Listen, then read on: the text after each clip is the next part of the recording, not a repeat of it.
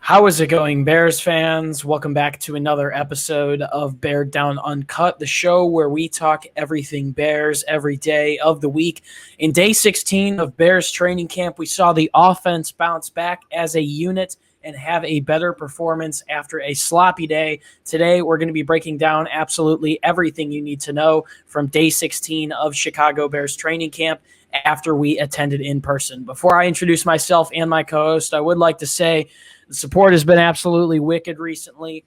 We're trying to post all over the web, Twitter, Instagram, YouTube, Spotify, Apple Podcasts, and our website, the most comprehensive Bears coverage on the web throughout the 2021-2022 season. So if you support us and want to keep seeing more, do us a favor, drop a like, subscribe, follow wherever you are listening.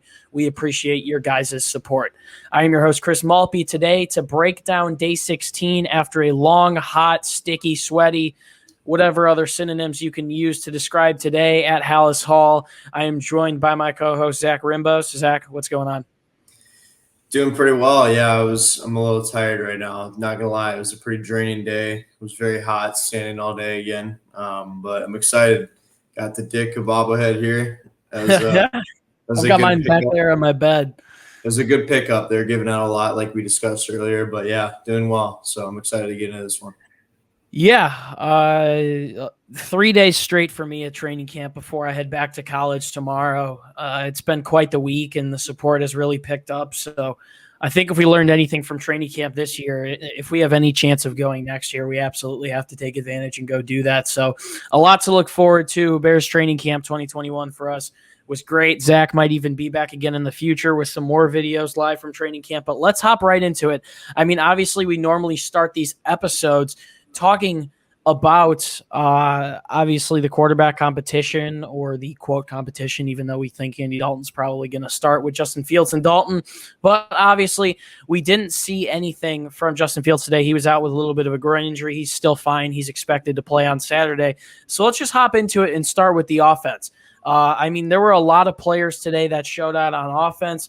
The tight end group had a great day. A couple of wide receivers stood out. Zach, what did you like? What did you like what you saw out of the offense, and who stood out to you?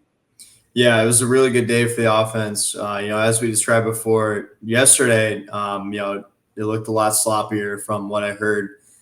Today, it really turned around. The offense only had one pick on the day, and it was sort of a drop. So the players that stood out today, definitely Jesper Horsted was the main guy that we talked about all day.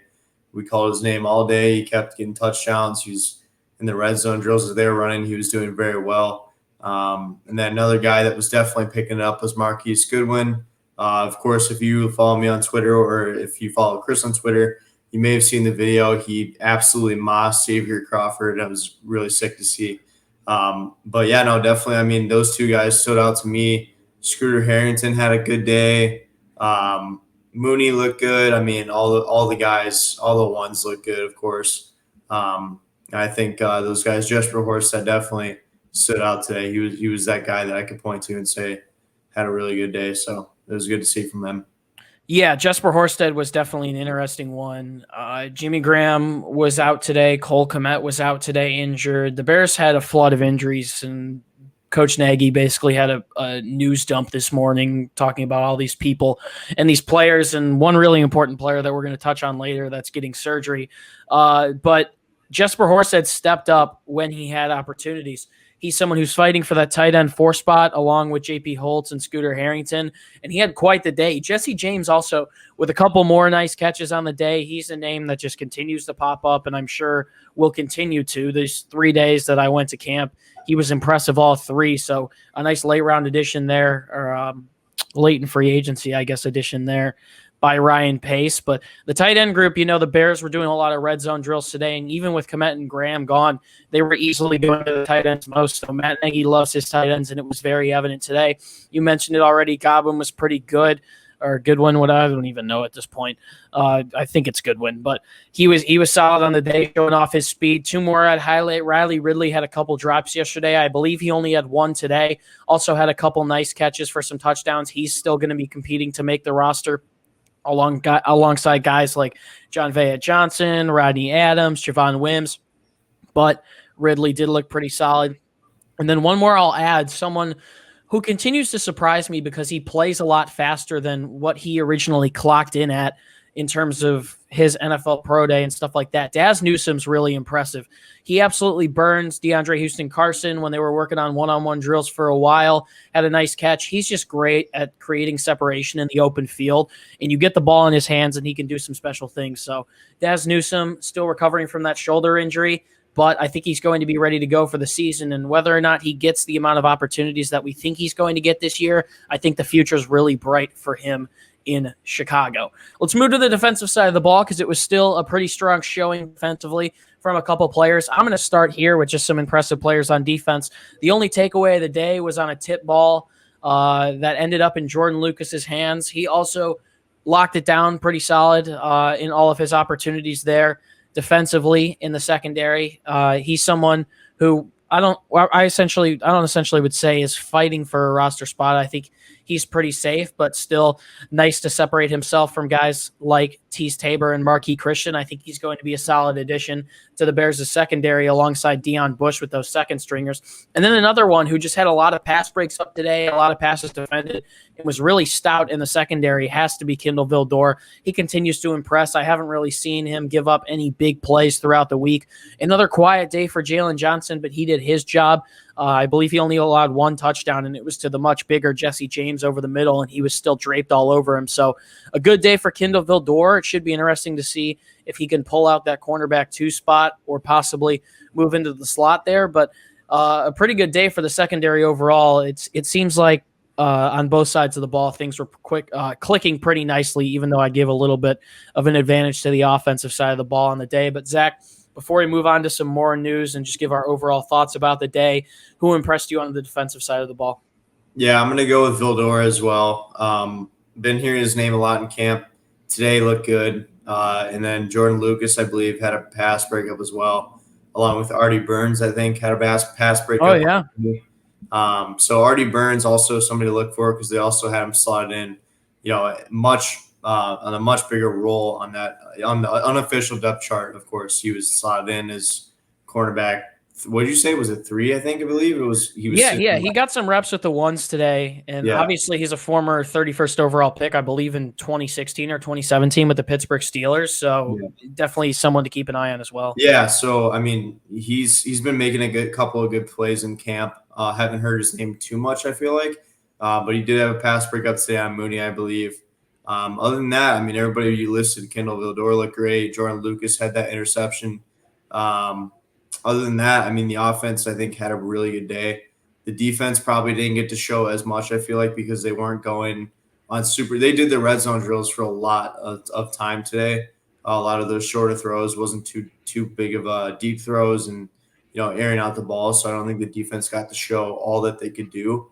But definitely a good day for the offense. I think I'd give them a slight edge as well.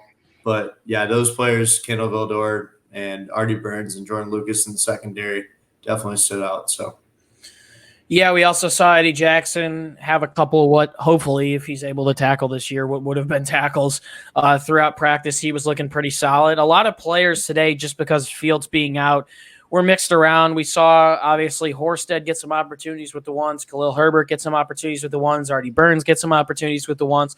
So it was a little bit of a mixed bag of results today, but a lot of players on both sides of the ball definitely still stood out. Let's move on to this news. As you can see, that little sad face there in the corner if you're watching on YouTube right now. Tevin Jenkins, Adam Schefter reported this morning, and Matt Nagy announced that Jenkins is going to be getting surgery on his back. This has obviously been a problem that's progressed, his back injuries since college and throughout the entire process, even during rookie minicamp and OTAs when and after the Bears drafted him. But Jenkins is going to get back surgery, which is a tough loss for Chicago for sure.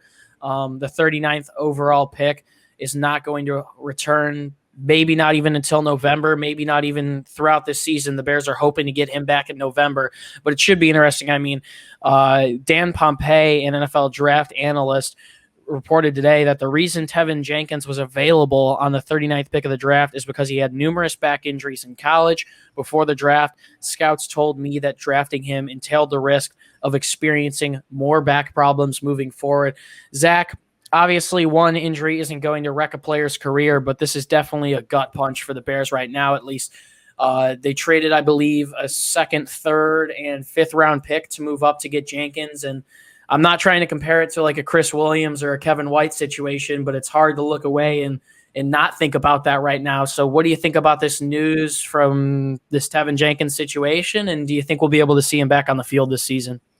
Yeah. I don't know about how the surgery is going to play out for if he can return this season. But I will say, I think people are overreacting a little bit too much. And in my opinion, I just think, we've got Dalton for this year, of course. And this is our offense. We got Jason Peters that we just signed. We put him on like what, 1.75 mil deal or something like that. Yep. And I mean, we've got that guy and he's going to be great for us in that offensive line. It's going to be huge for us. But I think, Tevin Jenkins, they knew, of course, I think Pace knew, of course, that he had those back problems in college. I think some of us even knew that going into it, is that he was dealing with that throughout college, as you mentioned. This is a guy who could set up our franchise for 12 to 15 years. So I think that people need to cool down a little bit. I understand everybody wants him to be that starter and be in there day one. But I think you got to give him a little bit of time, make sure he's fully healthy. And then, this is a guy this is a high risk, high reward type of guy. You know what I mean? If you go up and get him like Pace did, he could pay off in the long term. He could be a guy that stays with us for, like I said, 12 to 15 years. It could pay off in the end. You just have to be patient. For now, hopefully he's getting, going through the process, getting the help that he needs for his back surgery, can fully recover and come back. Now we have to see, we haven't seen Jason Peters yet. We'll see him tomorrow, right? I believe is when he's going to be dressing up. So we get to see him in action for the first time. Hopefully he can step up big for us. He's 39. He's a vet, but, I think he can get the job done. So we'll have to see. But yeah, for me, it's almost like a shooting reminder of Kyle Long, someone who was drafted high by the Bears, had injuries throughout his career. Obviously, we don't know how Jenkins' career is going to play out just yet, but someone who was really solid when he was on the field, but injuries just hampered him so much and he was off the field. There's a lot of negative Charles Leno Jr. discourse right now going on Twitter and such, people saying they wish the Bears kept Charles Leno and cut Jimmy Graham, or drafted Samuel Cosme, or drafted Liam Etchenberg. All we can do at this point is hope for a quick recovery for Jenkins. Hope he'll get back on the field. And once again, I know Jason Peters is 39, but I would take him for what, 1.75 mil over giving Charles Leno $6-7 million more. So he's someone who is going to provide great veteran presence. He was playing hurt throughout the year last year. He's going to come in healthy now and arrive at practice tomorrow, and we'll see what he's going to do, because he's going to have big shoes to fill, and we're going to have to see how the other offensive tackle position plays out as well. Larry Borum, maybe Jermaine Ifedi if he can get healthy. Elijah Wilkinson, someone who's been there playing at least in the starting position for a while. So it seems like the Bears are going to possibly start off the year at offensive line without the starting five that they envisioned, and it might be a scramble again, just like 2020. So we're prepared for it. But before we sign off, Zach, I don't have much more to add. If I can't think of anything, a pretty good day overall from both sides of the ball. It was nice to see as we continue to progress, even though you and I aren't going to be there in person. It should be interesting to see how Fields does, especially moving forward in a game against the Buffalo Bills on Saturday, where he's still expected to play. Another huge game for him just in terms of his progression and whether or not he'll see more reps with the ones. But, I like what I saw today in day 16, the offense challenging the defense challenging the offense. Any final takeaways for you? I would just say, man, I hope we're good to go and healthy by week 1. That's my biggest concern right now, is because the offensive line, as bad as I want Fields to play, as soon as he can, as soon as he's able to, Dalton might have to be the sacrificial lamb. With the state that the offensive line is in right now, if they can't step up, it's going to be just like 2020. Nick Foles went into that Rams game playing with like third string linemen that entire game, right? And it was just, that's not a state that we want our offensive line to be in that early in the season. Going into this season, this has to be a new season for us. We have to, be able to have that offensive line healthy hopefully all these other guys that have also been out. I mean, Eddie Goldman was out today, and I think he'll be okay, obviously. But, we've been missing a lot of pieces, and hopefully they get back and healthy and ready to go for week 1. But, yeah, hopefully we see a lot more from Fields on Saturday. I'm excited, man. Hopefully I can get to it. That'd be a great game to go to. So. Yeah, you've still got a couple more weeks for school. Probably will have maybe at least a couple more opportunities to go to camp and go to the game. So should be interesting. I know you're going to have a lot of coverage moving forward. But thank you guys so much for tuning into episode number 153 of Uncut. Before you go, if you haven't already, do us a favor, subscribe, drop a like, follow, continue to listen in wherever you are, because your guys' support means the world to us, and we're going to keep pumping out the most comprehensive coverage on the internet in terms of the Chicago Bears. We're just going to keep coming back. We're so passionate about it. If you want more content from us, head over to our website, bearddown.com. We're pumping that up once again, getting you articles to get you ready for the 2021 season. Once again, bearddown.com. The link to that is in the top of the description. There's a ton of people that work so hard behind the scenes for us, so be sure to go check out their content and more from us on our website. If you want to enter our giveaways, see some sneak peeks of guests we plan on having on, and also interact with us and let us know what you want to see on the podcast, you can find the podcast itself on Instagram and Twitter at Beared Down. And finally, you can find the links to Zach's as well as my social media pages down in the description. Both great follows. We've been posting a ton on Instagram and especially Twitter. You guys have been hammering it home on Twitter all summer. I think that's been the most productive platform, at least for us this summer, which is huge. But please be sure to check out our social media pages for our thoughts on all things Bears, the National Football League, and Chicago sports. Zach Rimbos, 3 straight days for me at training camp.